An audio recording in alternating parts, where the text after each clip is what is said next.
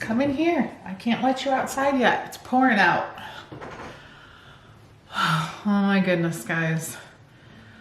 I feel like I could throw up. My stomach is so queasy today because our house, it's not like officially for sale yet, but it goes like live on the MLS or realtor.com, Zillow, all those places as like coming soon. I've seen all the photos. I know what to expect. It just seems so crazy. Why is this such a big deal? I think here's the huge difference. This is gonna be a little story time. I try to make it really, really fast. Okay, when I bought my very first house in 1994 with Andrew's father, we were engaged, we were planning our wedding, we were driving around trying to find a house. We found a house for sale by owner. We'd only looked at a few different houses, found this one for sale by owner, fell in love with it right away, made an offer. It went so smoothly. That went perfect. Lived in that house while we were married. Andrew was born, got divorced, lived in it a while longer, lived in it while Ken and I got married, and then we had Blake, and then we were like, let's move to Michigan. Let's build a house in this new subdivision. Next thing you know, instead of like buying a house in Michigan, we were building our first house together. And it was one of those subdivisions where there were like 8 different houses to pick from, and you just picked one and you got to only like pick your paint colors and choose a few customizations. But it was still amazing. We were young and we were building a house, you know? So we had moved into that right after Blake had turned 1. And so Andrew was like 6, I believe. So then we lived in that house from like 2001 until 2017 when we built this house. And timing wise, I don't know how we decided when to put it on the market, how we knew we were going to have enough time to sell that and move in here. And if you followed along with our videos back then, because we were daily vlogging back then, we got to take our time moving into this house. We were doing like, we had our trailer, we were just moving things over a little at a time. We didn't even have to get a bunch of boxes because we would just like pack up stuff one day and like unpack the kitchen and then go back another day and get more stuff, and just threw our clothes in the car, like literally, you know, take your things off the hangers, put them in your car, come here, hang them up. It was just so like a seamless process. There just did not feel like there was very much stress involved at all. There's a little bit of stress in selling our home because we did it for sale by owner. Oh, I sold my first house for sale by owner as well. That actually sold quicker than we thought it was going to. We ended up having to move in with my parents for a short period of time. This time feels so different because one, we don't know where we're going. We don't even know what city we're going to, let alone what house we're going to. If there's even going to be a house, there's not a house yet. We can't pick out a house because we don't know when is this house gonna sell. Is it gonna sell quick? Is it gonna take a long time? So you can't plan ahead. And that is so hard for someone with my personality. I'm totally babbling because I feel very just like high strung today and I can't concentrate and I feel like I haven't accomplished a whole lot today. And yeah, it's all the time that we have spent talking about it and deciding what we want to do. And even when we went and shared with you guys in videos, let's go look at these houses. We're gonna move, we're gonna sell our house. It's like, are we really? Are we really doing this? I think so. There's so many moments when you're like, this doesn't seem real. Doesn't seem real. Well, it couldn't feel any more real than today, right now. Like it's real. Hey guys, happy Tuesday. Day after Memorial Day. Day after Monday. So, been a busy morning. I had to deal with software issues on my computer. I use this program called ACT, which is my database manager. I've had it for 17 years. And I used to have like a perpetual license. And I switched computers. And last year I had to reactivate it, update the software, and they make you buy a new license. And I thought it was another perpetual license. And of course, shut down after 1 year, and they charged me again to activate it. So I'm out here at the pond. I'm sure you've seen our horror stories with algae and stuff. And tilapia showed up today with fathead minnows. About a week and a half too late. They help keep the pond clean. They come in about 6-8 inches, and by fall they're pretty much 12 to 18 inches. They're warm water fish, and they keep the pond clean. So if you're a tilapia eater, just know that they eat garbage. Anyways, I fed the fish. I couldn't film it at the time because my hands were full, but I threw food in so that the bass and catfish wouldn't eat the new fish coming in. So the fathead minnows, they multiply really fast, and they breed, and they keep the bass real active, so I don't have to feed them every day. So the fish are pretty active. I want to see when we put the tilapia in, they were all kind of huddled. Let's see if they disappeared or they got eaten already. They were all huddled down in this corner. Hopefully they disappeared.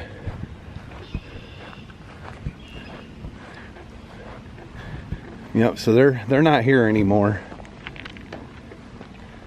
Looks like they took off, which is good. So they're gonna help clean up stuff out in the yonder. So they disappeared. Something stirred up in there. So they're at least hiding anyways, because the big guys, they'll attack them. He can hear the frogs over there. But we put them all in right here. Oh, right here's a little minnow. I don't know if you can see him. They're jumping around. Anyways, little activeness going on. So anyways, now I gotta go get keys made and take Miss Carl's car out down to my dad's shop. She's got a knocking noise. I think Candi may have discussed in the other video, we let her use the car to go out of town. So now Dad's responsible for getting her car fixed. So take it down to Grandpa Frank's, probably put some parts on it, send Karli the bill. She ain't gonna be too happy about that. But we always made the boys pay for their repairs. We buy the car, their first car, and they're responsible for the alternative. So we'll give you an update as soon as we find out what's wrong with it. So you can kind of hear it rattling. Let me turn off the air. Hear it rattling. Doesn't sound very good. We turn on the air, it gets louder.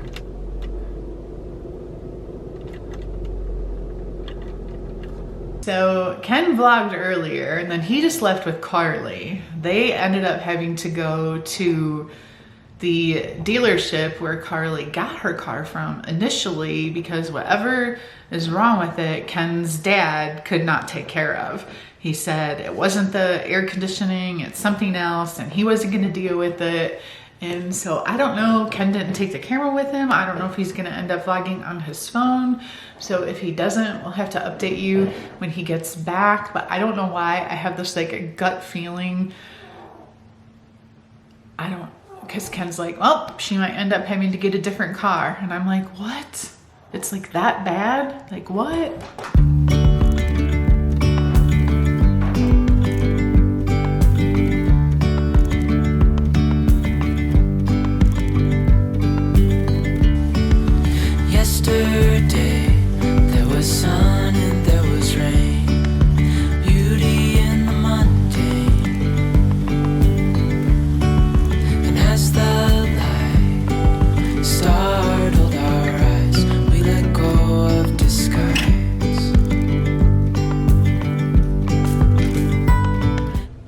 Got a bunch of chores done at the house today. Now we're running to Costco, mainly because Ken's dad needs a bunch of stuff, but there was a few things Chase wanted, and I guess I don't know, I'm sure we'll maybe get a few things. But update on Karli's car is there kind of is no update. They can't find anything wrong with it. They fixed a couple things, checked a couple things, can't find anything wrong. So now they're gonna take it to the Ford dealership and see if they can figure out what's wrong with it. So hopefully, fingers crossed, it's not anything too expensive. Ken tried to tell Karli, if it's anything too expensive, you're just gonna have to get a new car. And right away she was like, I can't afford that. So well, I think at see. this point, when you can't find a problem, it's the price is going up automatically. Yeah, but it's not like you just take a car that's, what year is her car? 2017? 17. Hey, you don't just wipe your hands clean of it and not fix it. That's value. Yeah, she'd still have to fix it even to sell it or trade it in. So anyways, here's Ken's outfit to go to Costco. Doesn't really match, does it? No, but at least he's kind of dressed up, because sometimes I'll get dressed to go to places and then he's got his old t-shirts clothes on that he's had for the past 10 years. Although this shirt used to be really tight and it's kind of baggy. Man, we were both just saying that we kind of need to update our wardrobes a little bit, but let's not get carried away. The weight's down and it's stable. Yeah, but you've lost like 60 pounds and you're still wearing the same clothes. Oh, they'll fit another 60 pounds.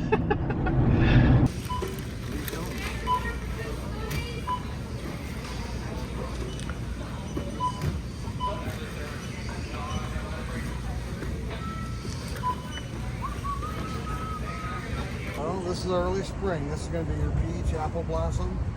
Dandelion, clover is going to be lighter, fruitier. And then this is sunflower, wildflower. It's going to be a little bit more floral. To do that, like a lot of times what they find, if you're going to like drizzle it on their food or just drizzle it on with a spoon Let 'em and then lick it off. let them lick it off. Yeah. Because we do that here. I could tax again. All right, we got some D's Bees honey. They were just closing down this little, what's it called? Farmer's market? Farmer's market, but it looks mostly like plants. Yeah. I thought they would have like fruits and stuff. TikTok strikes again. We make all of our life decisions based off of TikTok. So Ken sent me a TikTok that said if you give your dog, which the little dogs don't need a teaspoon. No, I know, but you're always, oh, I was just gonna give him a little bit. The thing is, just a little drizzle. You're always complaining that Bean's eating his paws. Every day you let Bee out, Bee. Bee? I can't even talk now. Being outside first thing in the morning, he jumps back in bed and sits and itches and licks, and so supposedly honey helps them with allergies. What else? Prevents them from Does it prevent fleas and ticks? No, but I can't remember what else it You're said. gonna have to open the TikTok. Yeah, something about if it's your good for dog's- digestive health. Oh yeah, I don't know. There's all these health benefits. So we were gonna get this big, huge jar of honey. Which how much was that at Costco? It was like Probably the same price for this little one that we got. actually probably was. It probably wasn't it? was, but we supported a local D's Bees. Actually, what it does is it's going to help Pippa live another 8 years. we're not giving it to Pippa. Candy always hates our dogs when they get old. She hated Shaggy. So Pippa's got that like cough, you know. So I cough all the time too. Yeah, I told her I'm putting both of them down. So he's like, it's time to get rid of both you and Pippa. putting you both down. Oh goodness. My roses are finally starting to bloom. Well, this is where a snake came shooting out one day, so I'm pretty not ready to go in here anytime soon. I kind of assume he's probably not in there right now, but there's like a weed right there that really needs to be pulled, but I'm not going in there. But anyways, yeah, my roses are starting to bloom, so this is going to be nice because when people come here to look at the house starting this weekend, my roses are going to look nice and pretty. There are just, the weeds are out of control. I need to spray some more weed killer or pull some more of these weeds, but like these ones that are close by, there's no snakes in there, so I guess I can pull these.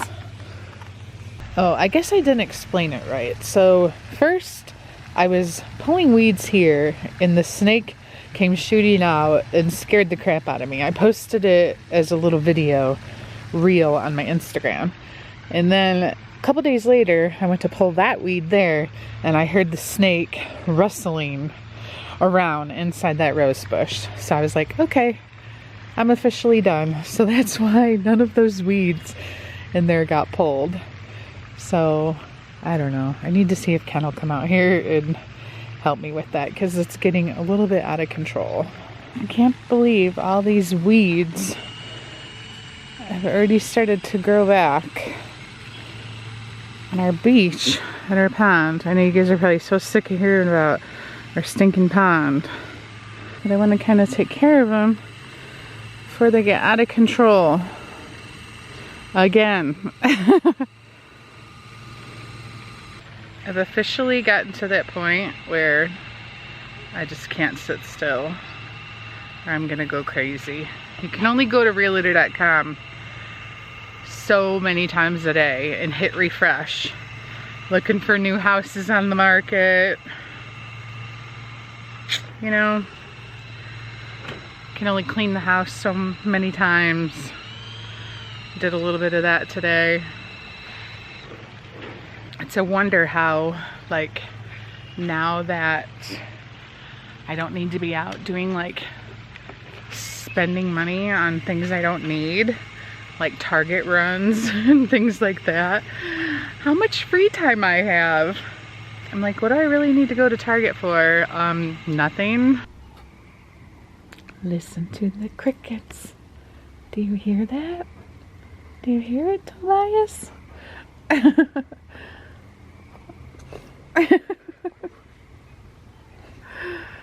You guys are funny. Where's Pippa? Where's that little old lady?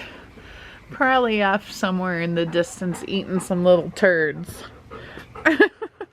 Does anybody else have golden retrievers that no matter how often you bathe them, what kind of shampoo you use, they're just so stinky all the time?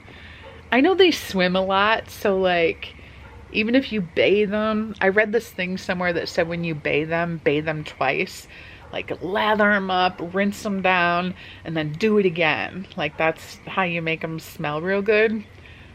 Okay, sure. What's that last? A few days? Thankfully, they are past that stage of, like, shedding like crazy. I feel like now I can get away with vacuuming like every 3 days instead of every day. Ken and I were talking about it in the car. He's like, now wait, what if we have showings this weekend? When should I cut the grass? I'm like, let's not do this to ourselves. We have to maintain normal life, because this could be a whole long process. I'm like I vacuumed today. What was I gonna say? Oh, I don't think I'll vacuum today because it's Wednesday, and I might have to vacuum Friday because we might have a showing Saturday. Like, no, I'm just gonna live life like normal, and if we get a call like, hey, or a text or whatever, like, hey, you have a showing tomorrow at noon, then, you know, you do what you gotta do. And I feel like he should do the same with the grass. He's like, well, I would cut the grass on Friday. I'm like, great. You cut the grass tomorrow? It's Friday? No, it's not. Tomorrow's not Friday. Tomorrow's Thursday. I'm like, cut the grass Friday, and then if somebody comes and looks at the house this weekend, the grass will be fine. It does not have to be cut the day before someone comes here. Is anyone else married to someone that is a freak about their grass? I look blue. So it's actually 9:30. The sun's not completely down. And it is actually kind of chilly out here. My fingers and toes are a little chilly. There's the old lady. What are you doing, Pippa? Look, she barely can probably even hear me. You gonna go for a swim? Pippa, what are you doing? What are you doing? So I'm going to end this video. Thank you guys so much for watching. Make it a great weekend. I can't believe it is finally going to be June, which means it's like, I consider it officially summer, even though summer is not until June 20 whatever. I feel like the summer is going to fly by. Do you guys have any big plans for this summer? We certainly don't. I feel like we can't even really make any plans. My friend the other day, she was even trying to invite me to her cabin, like towards the end of the month, towards the end of June. And I'm like, I just feel like we can't commit to anything at this point because like when your house is up for sale, like how do you do that? I'm sure you could say like, hey, we can't do any showings this weekend, but I just don't feel like, I don't know. I don't want to do that. I just don't want to lose any amount of time that, you know, you don't want to lose out on the sale until we get an offer and that, and then we can enjoy hopefully rest of the summer moving forward from there. I don't want to do that. Comment down below if you have any big plans for this summer. I'll need to live vicariously through you guys and your big summer plans because I have zero. Catch you guys later. Bye.